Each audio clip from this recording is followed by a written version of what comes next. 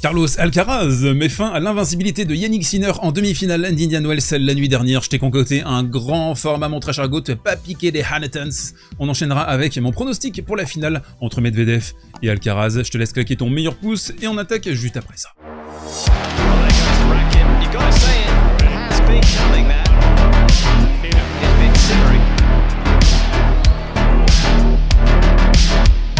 Allez, on attaque avec la première demi-finale et du coup le gros morceau entre Sinner et Alcaraz. 3 heures d'interruption à partir de 2-1 à cause de la pluie et on va reprendre et on sent tout de suite que Alcaraz il est un peu resté dans le vestiaire. 3 grosses fautes directes, une double faute ici dans cette séquence et Sinner qui prend le cadeau. Après soyons clairs, des cadeaux, Sinner n'en a pas eu trop besoin dans cette première manche. 2 coups gagnants simplement pour Carlos Alcaraz et la raison c'est la suivante, vous le voyez dans cette palette, une défense tentaculaire, un quadrillage exceptionnel de la part du joueur italien et puis sinon dans l'ensemble il était sur sa baseline à distribuer et je vous en parlais hier de cette dissuasion offensive. Quand Sinner distribue, vous asphyxie, vous n'avez pas le temps de déployer votre jeu. Prendre du temps, empêcher Alcaraz d'avancer dans le court, c'était clairement le plan de jeu initial pour Yannick Sinner. Là par exemple vous voyez donc un gros retour dans la diago et on avance, on prend en demi-volée ce coup droit et on empêche Alcaraz de se réinstaller dans l'échange. Tactique parfaite pour commencer. Mais dès le début du deuxième set, on va sentir un fléchissement du côté de Sinner,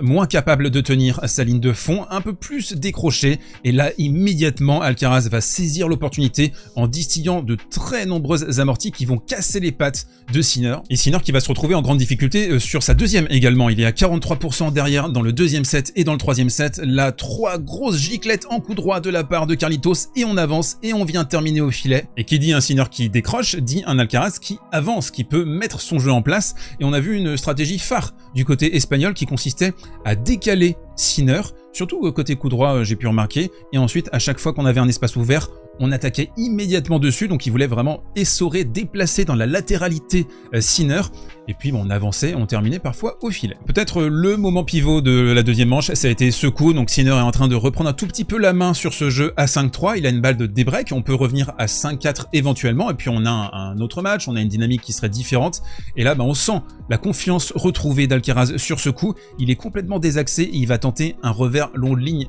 payant. Allez, on avance dans le troisième set et là le mot-clé c'est physique. Physique, endurance. Sinner qui va complètement baisser, qui va exploser en plein vol, on peut le dire. À ce niveau-là, là vous voyez un Alcaraz partout après un let, grosse course et puis on vient couper la trajectoire là sur cette volée. Sinner ensuite qui a dit après la partie, j'ai pas réussi à renouveler mon plan de jeu, je suis un peu déçu, j'ai un peu fait toujours la même chose. Alors oui, c'est une partie de l'explication, mais la véritable explication c'est que physiquement, il a décroché à partir de la deuxième manche, je trouve, c'était particulièrement prégnant dans la troisième manche. Là, on va avoir 4 grosses fautes directes en coup droit, on sent qu'il tient plus vraiment l'échange, qu'il va exploser au bout de 2, 3, 4 frappes, alors qu'à contrario, Alcaraz, lui, il tient bien, il arrive à avancer, il décale, il arrive à faire travailler Sinner, et en amont du tournoi, on pouvait se poser une question aussi, c'était est-ce que Sinner pourrait réussir à tenir comme ça au niveau physique, au niveau de l'endurance, du début de la saison jusqu'à la fin de la saison?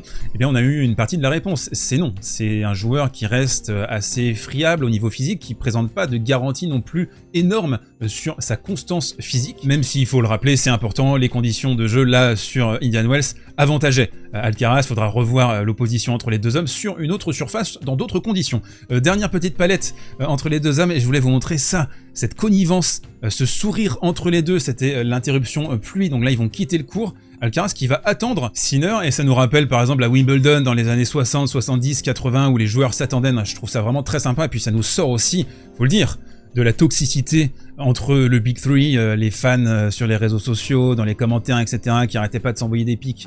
Et là on sent qu'il y a une rivalité qui est saine. Alors attention, entre Nadal et Djokovic, en début de carrière, les deux s'entendaient très bien, et puis c'est parti un peu en sucette, beaucoup en sucette même parfois, à mesure que Djokovic devenait très fort. Alors je suis curieux de voir si les deux vont rester potes pendant très longtemps, mais je trouve que ça donne une superbe image du tennis et de cette rivalité. Donc du coup, vous l'avez compris, Sinner Alcaraz, un tantinet décevant, j'ai trouvé cette demi-finale. On enchaîne avec le Medvedev-Paul, et un Paul partout, complètement tétanisant en début de partie, 35/58 au filet, c'était le plan de jeu, c'était d'avancer, c'était de couper les trajectoires au filet au maximum, beaucoup de variations. Il a été super offensif également sur la deuxième balle de Daniil Medvedev. Ici, vous le voyez dans ses œuvres, à couper cette volée de revers. Tommy debout sur la table dans la première manche. Aucun jeu de service marqué du côté de Medvedev dans la première manche. Là, vous le voyez donc exploser le retour sur la deuxième balle de Medvedev qui ne sera qu'à 13% derrière sa seconde dans le premier set. C'est famélique. On arrive au début de la deuxième manche et là, on va retrouver un profil assez similaire à ce qui s'était passé entre Paul et Ruud en quart de finale. C'est-à-dire que Paul, il a du mal à maintenir ce flow, cette intensité, cette cadence, cette prise de risque.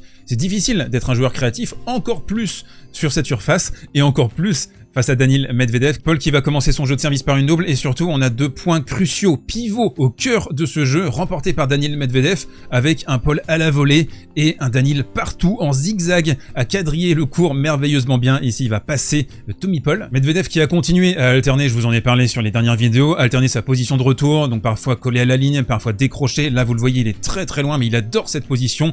Le meilleur joueur du monde, très clairement dans cette position en retour de service. Après, c'est aussi l'un des rares à décrocher autant à 5, 6, 7 mètres de la ligne de fond. Donc là, on a un retour merveilleux, complètement désaxé, qui va accueillir Tommy Paul. Double break. Daniil qui va mener 5-2 dans la deuxième manche. Nous sommes à 1h10 de combat à ce stade. Et là, attention, j'ai un scoop pour vous. J'ai une stat terrifiante à vous partager. Medvedev ne va remporter que 3 jeux de service depuis le début du match jusqu'à ce stade de la rencontre, sur 8 jeux au total. Alors on disait à une certaine époque c'est un super serveur, ce qui était vrai, il fait 1m98. Et là maintenant on se rend compte que c'est surtout au niveau de la relance, au niveau de la défense qu'il est très fort. Et je trouve que dans l'approche mentale il est bien meilleur, hein, parce que le Daniil qu'on connaît ces dernières années, il aurait pété un câble sur ses conditions lentes. On se souvient sur terre battue, on se souvient même l'année dernière à Indian Wells où il avait dit non, c'est pas du dur, je suis un spécialiste du dur, ça c'est pas du dur. Et là je trouve qu'il a un peu tourné les choses. Mais ce qui va surtout tourner les choses dans cette partie, ça va se passer au tie-break de la deuxième manche. Donc vous l'avez compris, Medvedev qui arrive pas à fermer ce set comme ça peut lui arriver très souvent désormais. Paul qui va se tordre la cheville, regardez juste ici, il ne marquera plus un seul point sur le tie-break. 3 énormes fautes directes et une volée facile ratée. Paul qui va se faire strapper après la perte du tie-break de la deuxième manche. Et là, clairement, c'est finito pour un joueur qui compte tellement sur sa qualité de déplacement pour bien figurer. Medvedev aura encore 4 balles de débreak à sauver dans la troisième manche. Donc ça restera laborieux. C'est pas un super Medvedev, très clairement.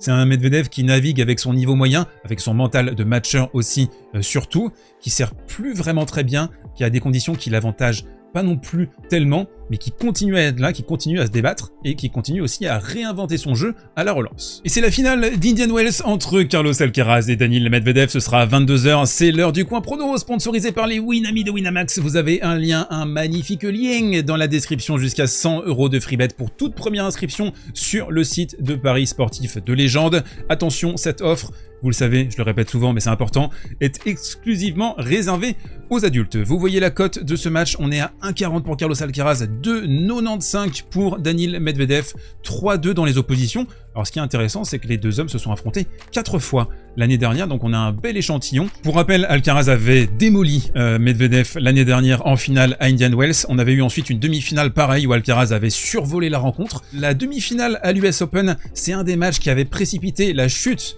entre guillemets d'Alcaraz sur la deuxième partie de saison. Et puis le match de poule entre Alcaraz et Medvedev, Medvedev n'avait pas vraiment trop joué, il s'était réservé parce que c'était le 3e match de poule et il était déjà qualifié. Comme d'habitude, mes très chers goths, je vais vous proposer 3 clés de compréhension pour bien anticiper ce qui va se passer sur cette finale à 22h ce soir.